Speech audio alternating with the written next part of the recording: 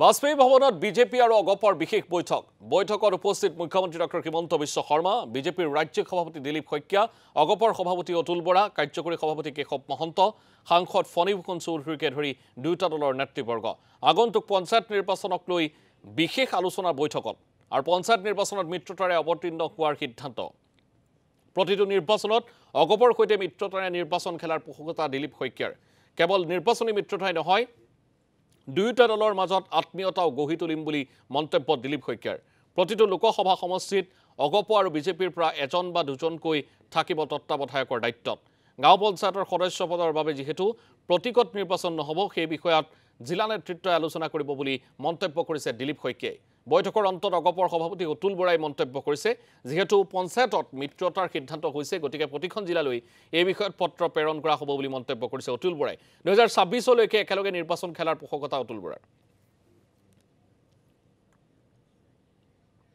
আমি সমাগত পঞ্চায়ত নিৰ্বাচনটোক লৈ বিশেষভাৱে আজিৰ বৈঠকত আমি আলোচনা কৰিছোঁ আৰু এই বৈঠকত দুয়োটা দলৰ নেতৃবৰ্গ এটা সিদ্ধান্তত উপনীত হৈছে। মাননীয় মুখ্যমন্ত্ৰী ডাঙৰীয়াৰ যি আহ্বান আছিল, তেখেতৰ যি মাৰ্গদৰ্শন আছিল, এই আহ্বান আৰু মাৰ্গদৰ্শনত দুয়োটা দলে আমি পঞ্চায়ত নিৰ্বাচনটো এইবাৰ একেলগে খেলাৰ সিদ্ধান্ত গ্ৰহণ কৰিছোঁ।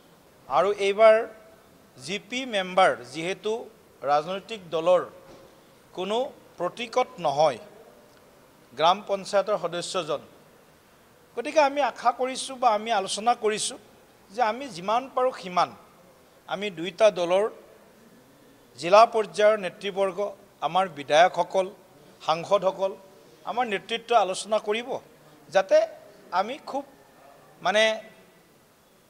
কোনো ধৰণৰ ক'তো গেপ নথকাকৈ আমি যাতে জিপি মেম্বাৰসকলক বিশেষভাৱে আমি নিৰ্বাচিত কৰিব পাৰোঁ। এপি মেম্বাৰতো আমি দুয়োটা দলে একেলগে খেলিম আৰু জিলা পৰিষদৰ মেম্বাৰ, জিলা পৰিষদৰ সদস্য, তাতো আমি একে পৰম্পৰাৰে একেলগে আমি নিৰ্বাচনত অৱতীৰ্ণ হ'ম। আগন্তুক পঞ্চায়ত নিৰ্বাচনৰ বাবে লোকসভা সমষ্টি ভিত্তিত একোগৰাকী দলৰ জ্যেষ্ঠ নেতাক সমন্বয় হিচাপে ৰাখিব। তেখেতসকলো যাব, যৌথভাৱে যাব, কথা বতৰা পাতিব। কাৰণ আপোনালোকে জানেই যে এইবাৰ পঞ্চায়ত নিৰ্বাচন চিম্বলত নহয়, কেৱল এপি মেম্বাৰ আৰু ZPC মেম্বাৰৰহে চিম্বল থাকিব।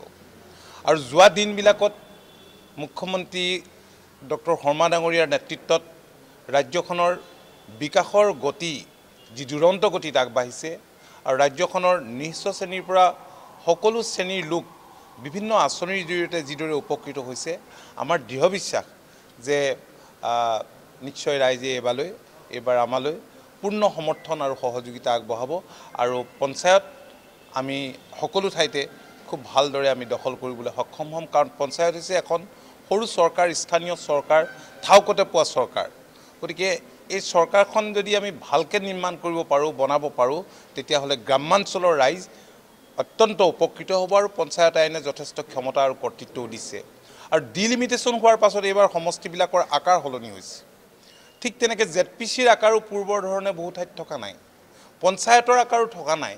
গতিকে পঞ্চায়ত নিৰ্বাচন এইবাৰ চাবলগীয়া হ'ব, লেখত ল'বলগীয়া হ'ব আৰু ৰিজাল্টটো আটাইতকৈ লেখত ল'বলগীয়া হ'ব।